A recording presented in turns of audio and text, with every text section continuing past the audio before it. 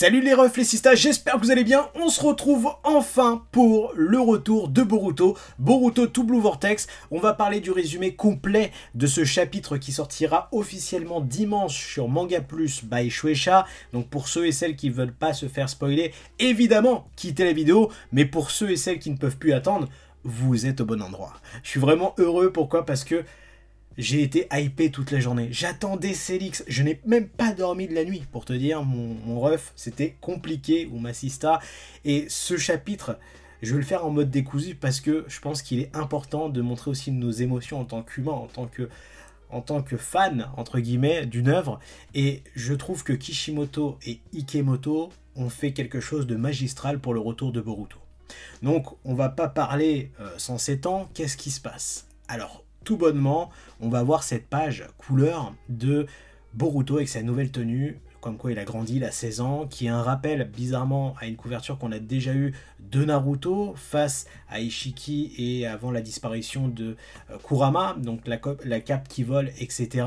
Donc pour moi, incroyable ce dessin, donc ça annonce la couleur avec un regard assez noir de Boruto. Qu'est-ce qui s'est passé mon ref pendant ton entraînement avec Sasuke? Il y a un délire, il y a un truc, faudra nous expliquer.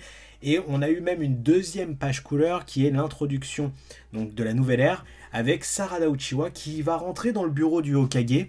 Et le Hokage, eh bien, il y a un nouvel Hokage. Et on a tous pensé à Kakashi, à Tsunade, à d'autres personnes, mais il y avait des personnes en commentaire qui avaient pensé à ce mec-là, le Hokage de l'ombre de Naruto Uzumaki, qui est Shikamaru Nara. Et oui, Shikamaru Nara est le nouvel Hokage de Konoha, le 8e Hokage, et il a comme conseiller Konohamaru Sarutobi. C'est juste incroyable, et cette conversation qu'il va avoir avec Sarada est assez décousue. Pourquoi? Parce que eh bien, Sarada essaye de convaincre Shikamaru comme quoi Boruto Uzumadrill n'est pas la menace. Ce n'est pas lui qui a tué Naruto et Hinata, et d'ailleurs ils ne sont pas morts selon elle. Et on a un Shikamaru qui s'inquiète de la vitalité de Sarada et de sa durée en termes de Kunoichi de Konoha.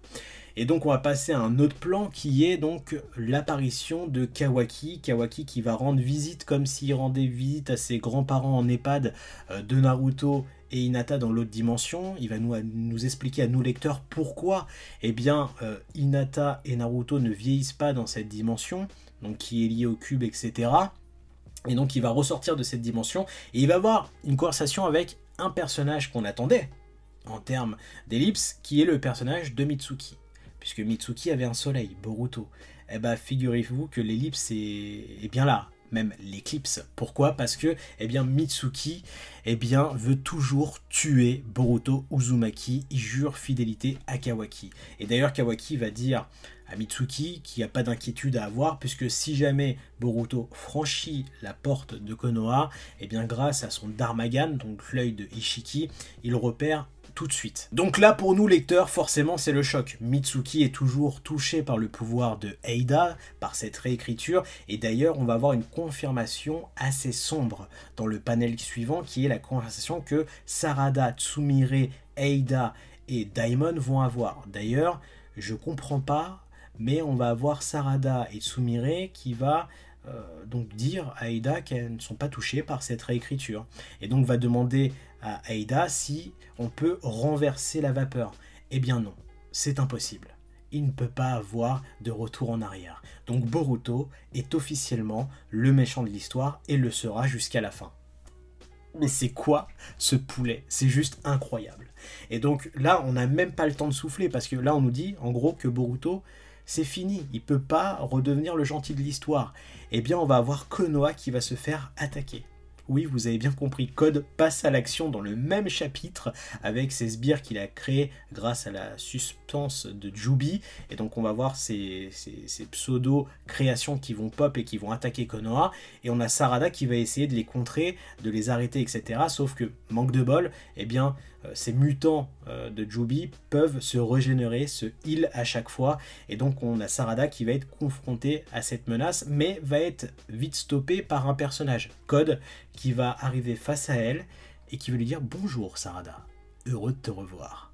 Et donc on a Sarada qui est forcément en PLS, parce que est-ce qu'elle a le pouvoir nécessaire pour arrêter Code? Eh bien on ne sait pas. Pourquoi? Parce que tout comme un héros qu'on n'appelle pas, on a Boruto qui arrive comme s'il a l'Iraji no Jutsu, donc la technique de Minato, et va donner un coup de chassé, un coup de chaussure, de babouche dans la tête de Code, et c'est juste incroyable. Boruto arrive avec un regard ténébreux, noir, ce que tu veux. Code est choqué, et d'ailleurs on va voir Kawaki qui va arriver parce qu'il est alerté par rapport à cette attaque, et donc on va voir ce panel avec Code, Kawaki et Boruto qui se retrouvent. Et là, j'arrête votre attention sur ça. Regardez-moi le regard de Boruto. Boruto, il n'est pas là pour faire du blabla no jutsu, et je vous l'avais dit, ça ne sera pas le cas, il ne sera pas comme son père, et la preuve en est. Je ne sais pas ce qui s'est passé pendant ces années où il s'est entraîné avec Sasuke, d'ailleurs, pas de Sasuke à l'horizon, et on a un Boruto qui arrive seul. Qu'est-ce qui s'est passé? Est-ce que Sasuke a disparu? Est-ce que Sasuke est au repère avec Orochimaru? On ne sait pas. Mais il y a quand même une petite lueur d'espoir pour Boruto dans tout ça. Le personnage de Himawari Uzumadril. Pourquoi? Parce qu'elle s'entraîne avec Shosho et elle va avoir une conversation avec Inojin et Shikadai. D'ailleurs, franchement, la tenue de Inojin, on dirait un fan de BTS, de K-pop, mais bon, après voilà. Et Shikadai, on dirait, je sais pas, il a un costume, un survêt Lacoste. Pourquoi pas? Et ben on a Himawari qui va tout simplement nous dire à nous, lecteurs, mais aussi via cette conversation qu'elle a avec Inojin et Shikadai, que selon elle, elle le sent au fond d'elle, et bien Boruto n'est pas le méchant de l'histoire et ses parents ne sont pas morts. Donc il y a une lueur d'espoir pour ne pas avoir ce schéma fratricide, ce combat Himawari versus Boruto, mais j'espère qu'on l'aura quand même, tu vois ce que je veux dire, que Boruto et Himawari soient obligés de s'affronter. Après, est-ce que Sarada et Tsumire ont fait leur backup sur Himawari pendant ces années en lui expliquant non, ton frère il est pas méchant, ton frère il est pas méchant, ton frère il est pas méchant, peut-être, mais dans tous les cas, voici le résumé grosso merdo de ce qui se passe dans ce chapitre 81, et vous l'aurez compris, on n'a pas le temps de respirer, Boruto est totalement changé, Boruto n'est plus le même personnage, et Boruto n'a pas peur de réaffronter Kawaki et Code en même temps. Donc, il y a un délire. Et ça s'arrête là.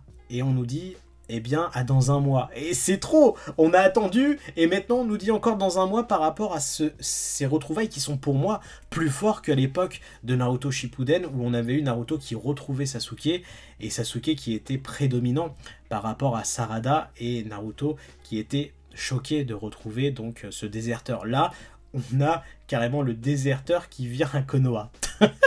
Donc Boruto, il a ses colones tranquilles, posées sur la table, et on a Sarada forcément aussi qui est choqué de cette situation.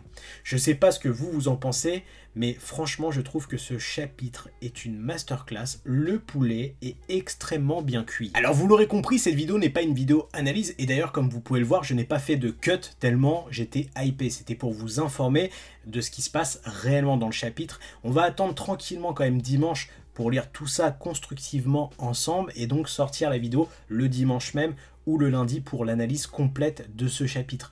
Mais dans tous les cas, ce retour est une masterclass, il fera plus de bruit que le Gear 5 de One Piece, c'est logique, mais dans tous les cas, franchement, merci, parce qu'on a attendu, mais on a attendu pour un poulet tellement bon les amis.